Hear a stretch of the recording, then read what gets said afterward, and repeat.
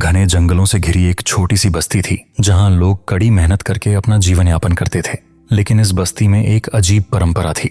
हर पूर्णिमा की रात गांव के बाहर के कुएं का पहला जल सिर्फ ऊंची जाति के लोग ही निकाल सकते थे।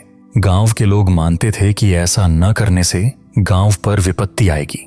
एक दिन बुद्ध उसी गांव में पहुंचे। पूर्णिमा की रात थी। उन्होंने देखा कि एक कमजोर भूखी प्यासी लड़की कुएं के पास खड़ी थी, लेकिन डर से पानी नहीं निकाल रही थी। पास ही कुछ ऊंची जाति के लोग पूजा के लिए जल लेने को खड़े थे। बुद्ध धीरे धीरे लड़की के पास गए और मुस्कुराते हुए बोले, बेटी, बहुत प्यास लगी है, क्या मुझे कुएं से पानी निकालकर पिला सकती हो? लड़की घबरा गई और धीमे स्वर में बोली, स्वामी, मैं ऐसा नहीं कर सकती, मैं छोटी जाति की हूँ।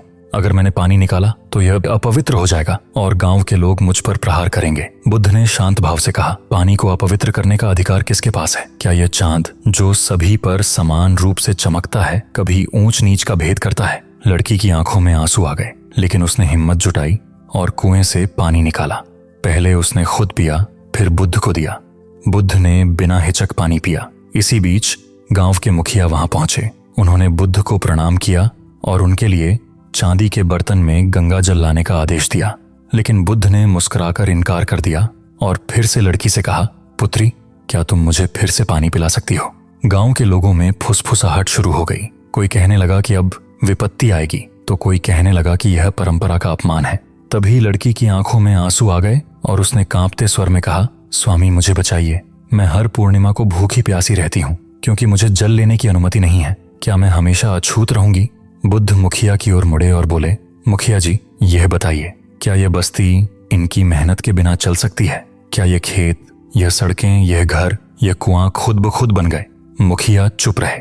बुद्ध ने आगे कहा, जो अपनी मेहनत से दूसरों का जीवन आसान बनाए उसे अछूत कहना बड़ा अन्याय है। जो भेदभाव करे, जो दूसरों को नीचा दिखाए, वही असली अछूत है। मुखिया शर्मिंदा हुए। उन्होंने सिर झुकाया और घोषणा की कि अब से गांव के कुएं का जल सबके लिए होगा। गांव के लोग भी धीरे धीरे सिर झुकाकर हामी भरने लगे। लड़की की आंखों में आंसू थे, लेकिन इस बार वह आंसू डर के नहीं, खुशी के थे। बुद्ध मुस्कुराए और धीरे धीरे वहां से निकल पड़े। हमारी इस वीडियो का सफर यहीं खत्म होता है। आशा करते हैं आपने इस कहानी से जरूर कुछ सीखा होगा, लेकिन जाने से पहले हमारा आपसे एक सवाल है। इस कहानी में किस चीज ने आपको सबसे अधिक प्रभावित किया है? कमेंट में लिखकर अवश्य बताएं ताकि हम सब एक दूसरे के विचारों को जान सकें। और हमारे YouTube चैनल इनर साइलेंस को लाइक और सब्सक्राइब करें और साथ ही Facebook पर फॉलो जरूर करें, क्योंकि हम इसी तरह की वीडियोस आपके लिए रेगुलर लाते रहेंगे। अगली वीडियो में फिर मिलेंगे, तब तक के लिए यूं ही खुश और मुस्कुराते रहिए।